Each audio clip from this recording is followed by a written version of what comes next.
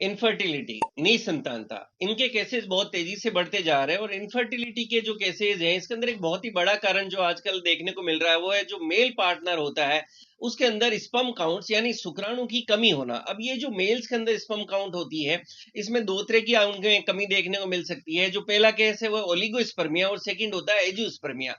Oligospermia और एजियोस्पर्मिया में थोड़ा सा डिफरेंस है। दोनों के अंदर ही जो स्पर्म काउंट होते हैं वो स्टैंडर्ड जो होना चाहिए उससे कम होता है।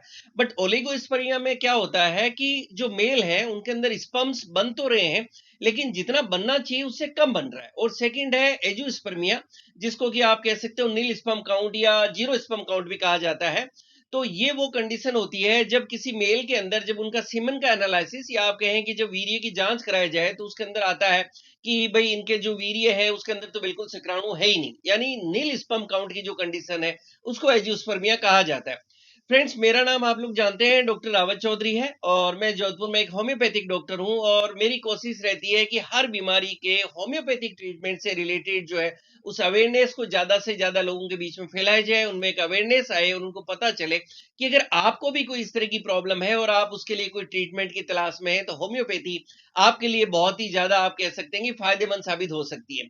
अगर आपको एजियोस्पर्मिया की प्रॉब्लम है, नील स्पर्म काउंट है या शुक्राणु की कमी है और आप इस वीडियो को देख रहे हैं तो इस वीडियो को आप लास्ट तक जरूर देखें, क्योंकि वीडियो के लास्ट में हम लोग आपके साथ एक केस स्टडी शेयर करने वाले हैं कि किस तरह से होम्योपैथिक ट्रीटमेंट से बिल्कुल जो नील स्पर्म काउंट की प्रॉब्लम थी उसके अंदर भी फायदा देखने को मिला।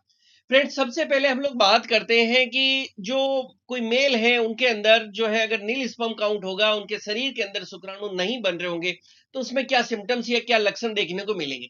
लक्षण की बात करें तो अक्सर जो होते हैं ऐसे मेल जब मैरिड लाइफ में जाते हैं और लगभग 1 साल तक ये अपने पार्टनर के साथ मैरिड लाइफ में रहते हैं तो उसके बाद भी इनकी जो पार्टनर होती है वो कंसीव नहीं कर पाती। आप ऐसा कह सकते हैं इनको इनफर्टिलिटी या निसंतानता की प्रॉब्लम आपको देखने को मिलती है। नेक्स्ट सिम्टम की बात करें तो ऐसे पुरुषों के अंदर जो वीर्य होगा उसमें बहुत ज्यादा पतलापन देखने को मिलेगा। और अक्सर मैंने देखा कि क्लिनिक पर वो लोग जो इस तरह के प्रॉब्लम्स के साथ आते हैं उनसे जब बातचीत भी होती है तो कहते हैं कि सर मेरा जो वीर्य है वो बहुत ही ज्यादा पतला निकलता है, क्योंकि उसके अंदर जब स्पर्म्स नहीं है तो नेचुरली वो बहुत ही पतला आपको देखने को मिलेगा। और ऐसे लोगों के अंदर इरेक्टाइल डिसफंक्शन और प्रीमेच्योर एजुकेशन की प्रॉब्लम भी आपको देखने को मिलती है। ऐसा देखा गया कि जिन लोगों को एजियोस्पर्मिया की प्रॉब्लम है अक्सर ऐसे लोगों के अंदर लो लिबिडो होता है। आप ऐसा कह सकते हैं कि इन लोगों को अपने पार्टनर के पास जाने की इच्छा कम होती है और इन लोगों में हार्मोनल इंबैलेंस भी आपको देखने को मिलता है। अच्छा, जब किसी को एजियोस्पर्मिया की प्रॉब्लम है तो नेचुरल से हर कोई जानना चाहता है कि क्या कारण हो सकते हैं जिसके कारण की मेल्स के अंदर एजियोस्पर्मिया देखने को मिलता है। देखिए, इसके हर आदमी के अंदर कुछ अलग कारण देखने को मिलेगा। कोई एक सिंगल कारण नहीं है कि भाई एक उस कॉज के कारण सारे मेल्स के अंदर एजियोस्पर्मिया देखने को मिलेगा। हर मेल के अंदर हो सकता है कि कोई एक कारण और किसी के अंदर मल्टीपल एक से ज्यादा कारण भी आपको देखने को मिल सकते हैं। एक बहुत ही बड़ा कारण जो देखने को मिलता है वो वेरिकोसील। फ्रेंड्स, वेरिकोसील को अगर आप डिटेल में समझना चाह रहे हो तो मेरे चैनल पर आप जाएं, वेरिकोसील को सर्च करें और आप देखें वेरिकोसील पे हमने बहुत सारे वीडियोस बनाए हैं। और वेरिकोसील के लिए बहुत अच्छी बात मैं आपको बताऊं कि अक्सर रूटीन में इसके लिए सर्जरी रिकमेंड की जाती है और बहुत से लोगों को सर्जरी के बाद भी वेरिकोसील वापस भी हो जाता है। और वहीं होम्योपैथी में दूसरी तरफ बहुत ही अच्छी अच्छी मेडिसिन है जो अगर आप सर्जरी नहीं करवाना चाहते तो आप वेरिकोसील के लिए होम्योपैथिक मेडिसिन ले सकते हैं और हो सकता है कि आपको सर्जरी की जरूरत नहीं पड़े। तो जो सबसे बड़ा कारण और सबसे कॉमन कारण जो मैंने मेरी क्लिनिक पे देखा है जिसके कारण पुरुषों को इनफर्टिलिटी का सामना करना पड़ता है और स्पर्म काउंट की प्रॉब्लम होती है, तो वेरिकोसील एक बहुत ही बड़ा कारण वहां देखने को मिलता है। नेक्स्ट हम कारण की बात करें तो मेल्स के अंदर हाइड्रोसील भी एक कंडीशन हो सकती है जिसके कारण उनको लो स्पर्म काउंट का प्रॉब्लम सामना करना पड़ सकता है। इस टॉपिक पर भी आप मेरे चैनल पे जाके वीडियो देख सकते हैं। और नेक्स्ट एक और कारण देखने को मिलता है वो टेस्टिस एट्रोफी। टेस्टिस एट्रोफी मतलब वो कंडीशन जिसमें कोई पुरुष के अंदर, आप जानते हैं कि स्पर्म्स का जो प्रोडक्शन होता है और जो मेल के सेक्स हार्मोन्स हम जिनको कहते हैं इनका प्रोडक्शन मेल के टेस्टिस में होता है।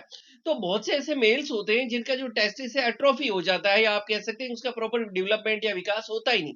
मतलब है कि एज के अनुसार हेल्दी मेल के अंदर जो टेस्टिस का साइज होना चाहिए उस तरह का नहीं होता और उनके टेस्टिस काफी छोटे रह जाते हैं, तो उसके कारण ऐसे लोगों के अंदर स्पर्म प्रोडक्शन भी नहीं हो पाता। अच्छा, नेक्स्ट हम बात करें तो हो सकता है कोई दूसरा इन्फेक्शन रहा हो आपके टेस्टिस के अंदर जिसके कारण आपको एजियोस्पर्मिया की प्रॉब्लम हो, और इंडिविजुअली हो सकता है कि हर आदमी के अंदर कोई दूसरा कारण भी आपको देखने को मिल सकता है इन सारे कारणों के अलावा भी।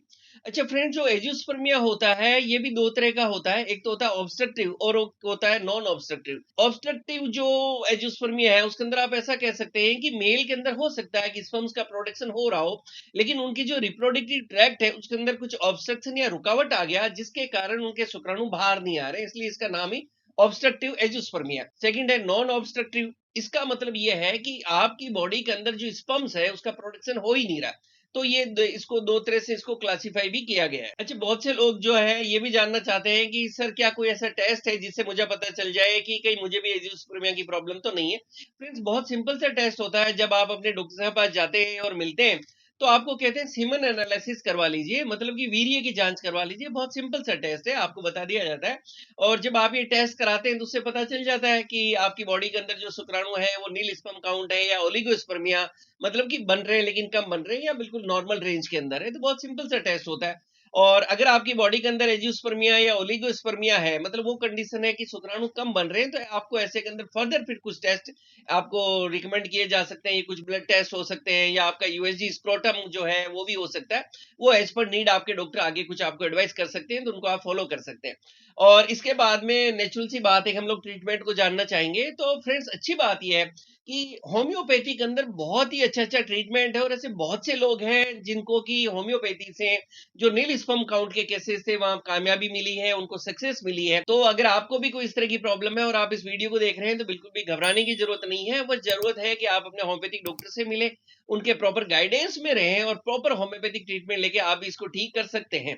मैं आपको नॉलेज और एक कॉन्फिडेंस देने के लिए कुछ एक रिपोर्ट्स आपके साथ शेयर कर रहा हूं जो हमारी क्लिनिक की है, रियल केस स्टडी की। किस तरह से हमारी क्लिनिक पे एक पेशेंट है जिनको एजियोस्पर्मिया की प्रॉब्लम थी, हमने उनका ट्रीटमेंट स्टार्ट किया और उनको बहुत अच्छा फायदा देखने को मिला। फ्रेंड, पहली रिपोर्ट आप देख सकते हैं जो हमने ट्रीटमेंट स्टार्ट किया उस समय की है कि शुरू में जब ये आए तो एक 19 फरवरी 2024 की रिपोर्ट है जिसमें आप देख सकते हैं कि इनका जो सीमन एनालिसिस था उसके अंदर बिल्कुल इनको एजियोस्पर्मिया आया, मतलब कि जीरो या नील स्पर्म काउंट देखने को मिल रहा है। और जब हमने इनका ट्रीटमेंट स्टार्ट किया और नेक्स्ट रिपोर्ट जो आप देख रहे हैं लगभग 4 महीने बाद की 6 जून 2024 की, उसके अंदर आप देख सकते हैं कि इनका जो स्पर्म काउंट था उसके अंदर काफी इंप्रूवमेंट होने लगा है और काउंट 5 मिलियन पर एमएल आ रहा है। और इसी तरह से ट्रीटमेंट जब कंटिन्यू रहा तो नेक्स्ट रिपोर्ट जो है वो 29 नवंबर 2024 की है।